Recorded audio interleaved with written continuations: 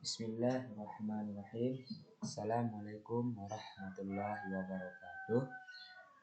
Nama saya Ahmad Yapin Kapawi, NIM F1B019004 dari kelompok 2. Pada video ini, saya akan menjelaskan dan mensimulasikan rangkaian pengukuran listrik 3 fasa. Sebelum menjalankan simulasinya, saya akan menjelaskan apa itu sumber 3 fasa dan alat ukur yang digunakan untuk mengukur energi pada rangkaian 3 fasa. Rangkaian 3 fasa adalah rangkaian yang menggunakan 3 kawat phase dan 1 kawat netral atau ground.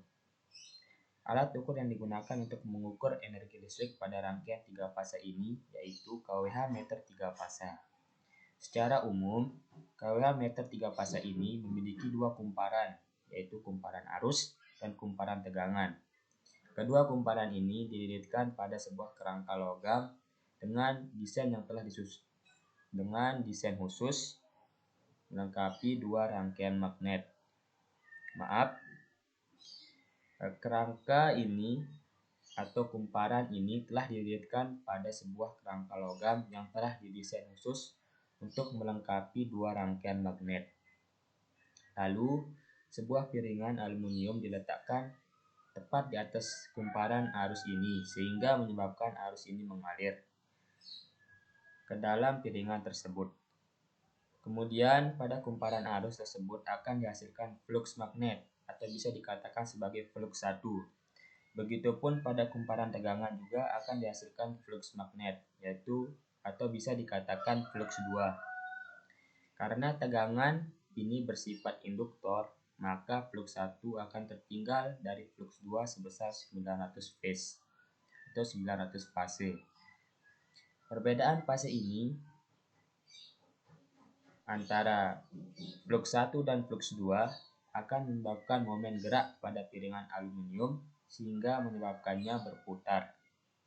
Putaran piringan ini akan ditransfer pada roda-roda pencatat. Pada transfer mati nilai putaran keping aluminium ke roda-roda pencatat, dilakukan kalibrasi untuk memperoleh nilai energi terukur dalam besaran kWh atau kWh kWh dengan menggunakan rumus 3 fasa yaitu P sama dengan akar 3 dikali V dikali I dikali cos theta. Baiklah, selanjutnya kita jalankan simulasinya. Untuk simulasi pertama ini nilai bebannya 3000 untuk R dan L-nya 750. Kita jalankan simulasinya.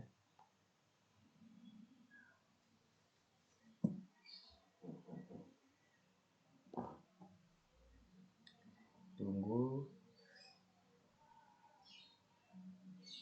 proses compiling.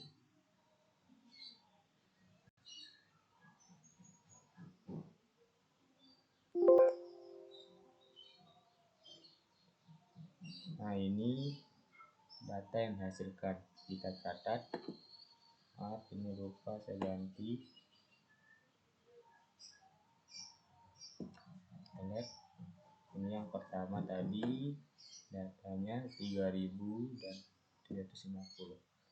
3000 dan 750 untuk induktifnya. Kemudian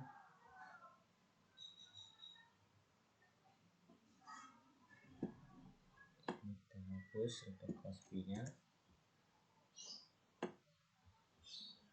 Untuk nilai tegangannya 400.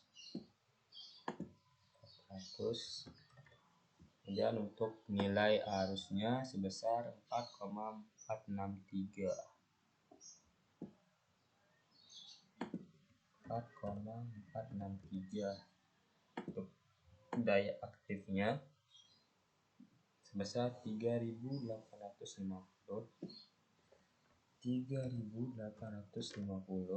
Kemudian untuk daya reaktifnya sebesar 3723. Dan energi listrik yang dihasilkan sebesar 5.500 577,4. 577,4. Sebelum kita lanjut ke simulasi kedua, kita lihat gelombang yang dihasilkan. Lebih jelas seperti ini. Ya, inilah gelombang yang dihasilkan pada simulasi pertama ini. Untuk gelombang pertama, yaitu hubungan antara energi terhadap waktu per detiknya. Dari gelombang ini dapat kita lihat bahwa seiring berjalannya waktu, yang digunakan akan semakin besar. Energi yang digunakan akan semakin besar. Hal ini dikarenakan waktu berbanding lurus dengan usaha atau energi. Hal ini sesuai dengan rumus W sama dengan P dikali T. Kemudian untuk gelombang kedua ini hubungan daya terhadap waktu, yaitu daya aktif dan daya reaktifnya. Ini dua gelombang ini. Kita lihat di sini bahwa gelombangnya bersifat konstan. Hal ini menandakan bahwa daya aktif maupun daya reaktif ini tidak dipengaruhi oleh waktu. Dan kemudian di sini hubungan antara V terhadap waktu atau tegangan terhadap waktu. Dapat kita lihat bahwa gelombang ini mengalami leading atau mendahului sebesar nilai fluxnya. Hal ini dikarenakan rangkaian ini memiliki beban induktif dan resistif. Selanjutnya pada gelombang arus ini hampir sama dengan gelombang sebelumnya, tapi di sini gelombangnya mengalami lagging atau terlambat sebesar nilai fluxnya. Hal ini disebabkan oleh nilai beban induktif dan resistif pada rangkaian. Baik, itulah penjelasan mengenai gelombang yang dihasilkan pada simulasi pertama ini.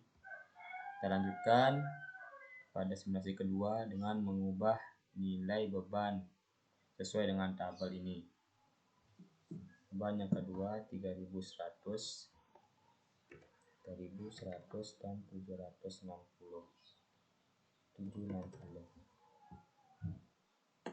Kita ubah bebannya di sini.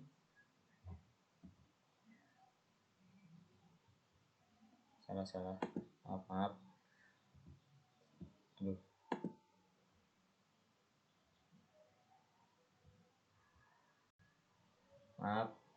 Kita ubah bebannya di sini sebesar 3100 untuk resistifnya dan 760 untuk induktifnya.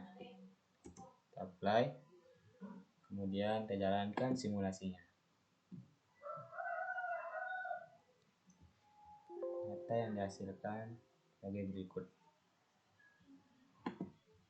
Untuk nilai tegangannya sebesar 400, ini tetap konstan 400, dan arusnya ini meningkat sebesar 4,607.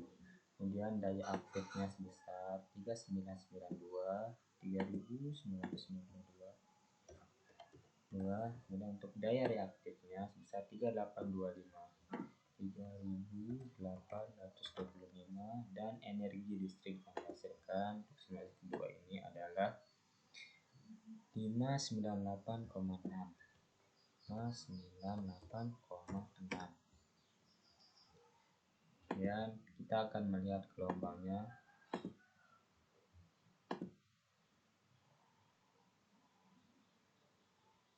Lihat di sini untuk hubungan energi, daya maupun daya aktif maupun reaktifnya tidak ada perubahan. Untuk energi ini tetap dibanding lurus dengan waktu. Untuk daya ini bersifat konstan atau tidak dipengaruhi oleh waktu. Yang berubah di sini hanya yang dua ini, gelombang yang dua ini. Yang berubah itu hanya pada sudut fasanya saja, pergeseran pada sudut fasa. Hal ini disebabkan oleh berubahnya nilai beban pada simulasi kedua ini. Baik, itulah simulasi gelombang simulasi kedua. Kita lanjutkan kepada simulasi ketiga, yaitu dengan nilai beban resistif sebesar 3200 dan induktifnya sebesar 770. Setelah kita ubah dulu di sini. Maaf. Ubah di sini 3200 dan di sini 770. Lalu kita jalankan simulasinya. Simulasi ketiga. Maka data yang dihasilkan itu untuk nilai tegangannya konstan 400, dan untuk arusnya besar 4,751 tingkat 4,751, dan untuk daya aktifnya itu sebesar 4133. Untuk daya reaktifnya sebesar 3926,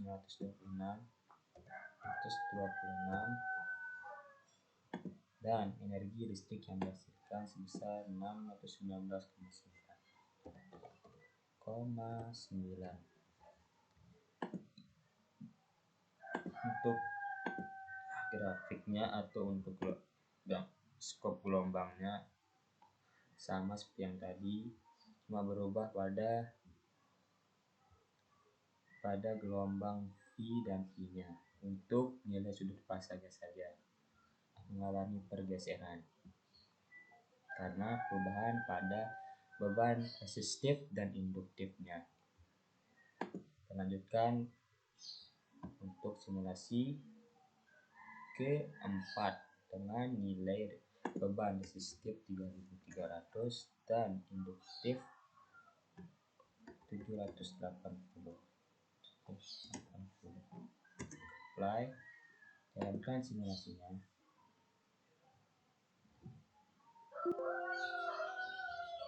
Kita catat hasilnya. Tadi untuk resistifnya 3300 dan untuk induktifnya 780.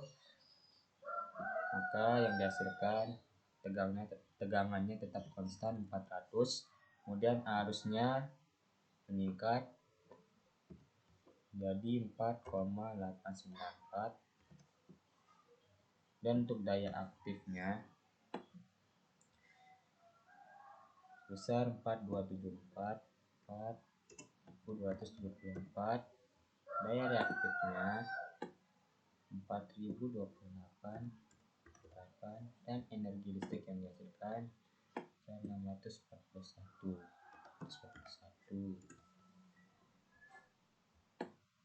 Nah, itu untuk simulasi keempat. Untuk gelombangnya sama, yang berubah hanyalah sudut fasanya saja. Lanjutkan ke simulasi selanjutnya, yaitu dengan nilai beban resistif sebesar 3400 dan nilai beban induktifnya sebesar 3790. Oke, lanjut kita simulasikan.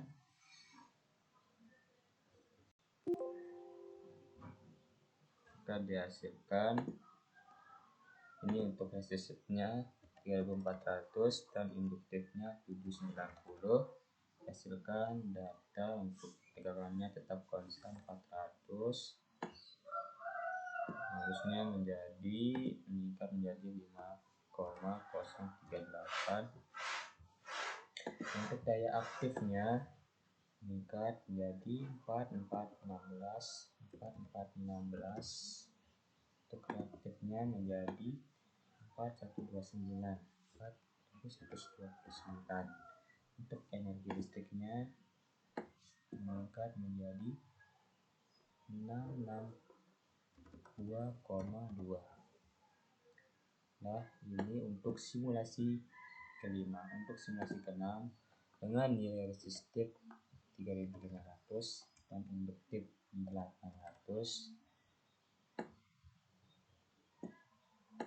terganti nilainya di sini 3500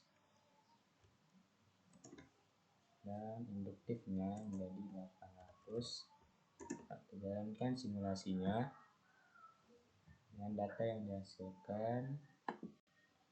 Untuk tegangannya tetap 400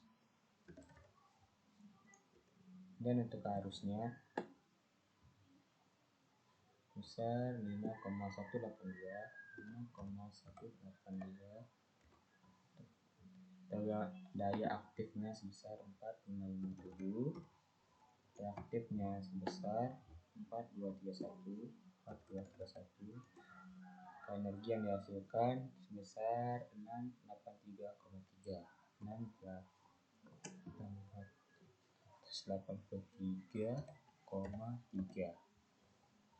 Baiklah, ini data hasil pengukuran pada simulasi pengukuran 3 fasa. Dari data ini dapat disimpulkan bahwa nilai tegangan tidak dipengaruhi oleh perubahan beban. Kemudian nilai arus, nilai daya aktif maupun reaktif akan dipengaruhi oleh seiring bertambahnya beban. Nilai daya aktif maupun reaktif dan arusnya akan meningkat seiring dengan bertambahnya beban yang diberikan. Oleh karena itu, nilai energi listriknya pun akan ikut bertambah. Maka dapat kita katakan bahwa nilai energi listrik berbanding lurus dengan nilai beban yang diberikan. Semakin besar beban yang diberikan, maka semakin besar nilai energi listrik yang dibutuhkan. Baik, itulah yang dapat saya jelaskan pada video ini. Kurang lebihnya saya mohon maaf. Assalamualaikum warahmatullahi wabarakatuh.